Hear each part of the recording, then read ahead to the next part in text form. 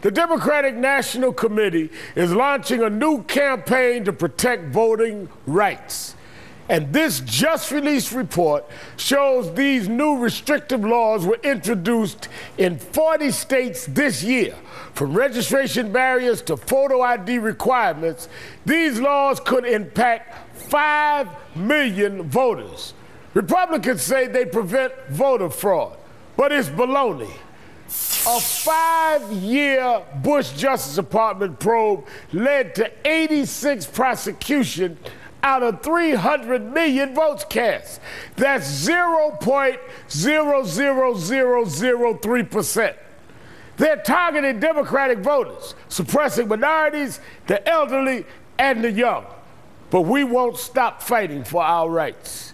Joining me now is Will Crossley, Director of Voter Protection for the Democratic National Committee, which just released its new report, A Reversal in Progress, Restricting Voter Rights for Electoral Gain, and Heather Smith, President of Rock the Vote, an organization dedicated to encouraging young people to vote. Thank you both for joining me tonight. Thank you for having me on, Reverend. Will, let me start with you. How are you and the DNC fighting back? Absolutely, Reverend Sharpton. Thanks again for having me on. We have been fighting back on these laws all year long. Starting from the beginning of this year, we have fought back legislatively.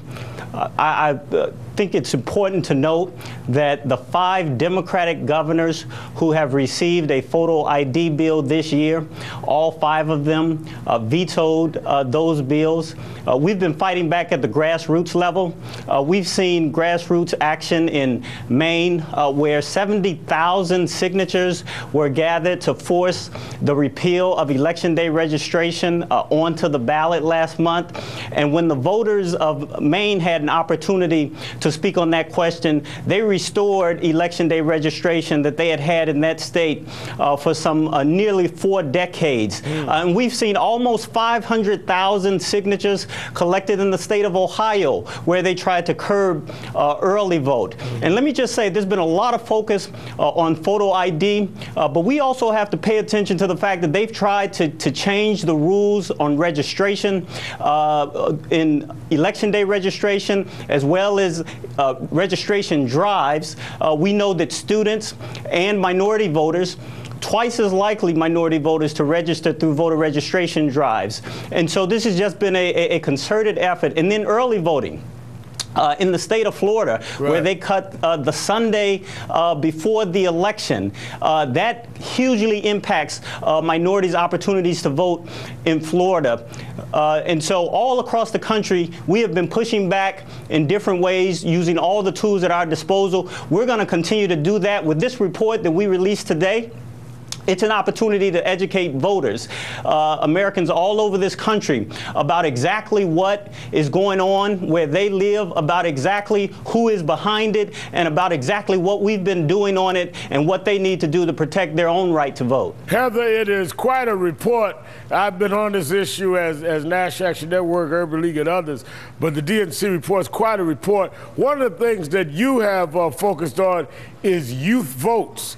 And we've seen an increase in the youth vote over the last several elections. Let me show you this. In 2000, 41% of young people voting.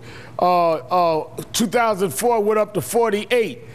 2008, it went up to 52%. Heather, do you think there's some kind of correlation between the Republicans going after these means that kind of, in my judgment, suppress the youth vote with the fact that youth began voting more and more every national election? Yeah, Reverend, if you look at young people as they start to participate, efforts are starting to be put in place to stop them from voting. You know, these young people today, if they ever say to me, I don't think my vote matters, I'm not sure we have much power, we say that to them, well, why do you believe that they are trying to make it harder for you to vote then? They're trying to take away this power we have as voters as we start to flex our muscle as young people in the political process. And, you know, Republicans, Democrats, this is an American issue for us. We should be fostering this increased participation as it's starting to happen, as opposed to making it harder for these students to vote. Now, let me ask you, in terms of the report, Will, you talked about how the registration, early voting, Sunday voting. I know that especially around our churches in many minority communities, Florida, Bishop Victor Curry and Soul to the Polls and others, they made the difference in representation, no matter who they're going to vote for. And this report identifies how all of these kinds of things, along with voter ID, impacts people's real voting rights.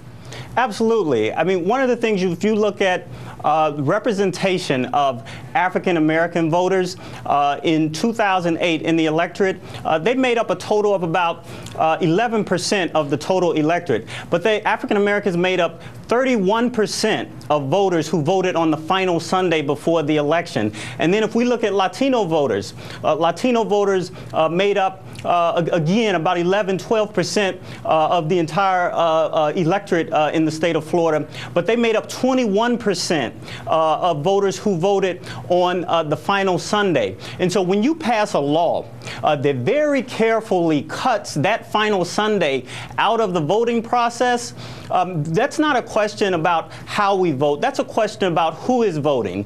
We talked about students just a moment ago, and the work that Heather and Rock the Vote is doing. In the state of Texas, if you have a student ID, you can no longer use that student ID in order to vote. However, you can use a gun license in order to vote in the state of Texas. And so again, it's a question not so much about how we vote, but a question of who is voting. Heather, what message are we sending to young Americans when you can use a gun license as ID, but not a college student's ID as ID to vote? What are we saying to young people in this country?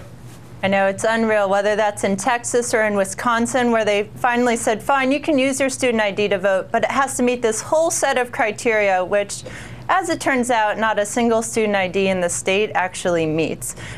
We are telling young people that once you're in power, you get to choose who your electorate is.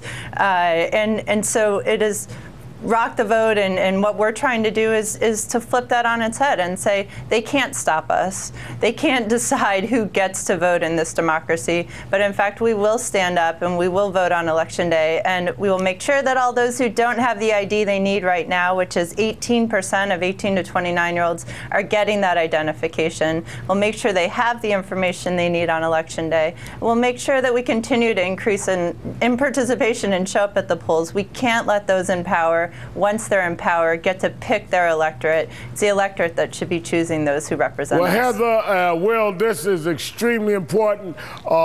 We next week, Friday, in 25 cities are mobilizing around this and around jobs. But every night next week, we're doing part of the show on voter ID and voter suppression. Will Crossley, Heather Smith, thank you both for your time tonight. Thank you, Reverend. We'll be back in a moment.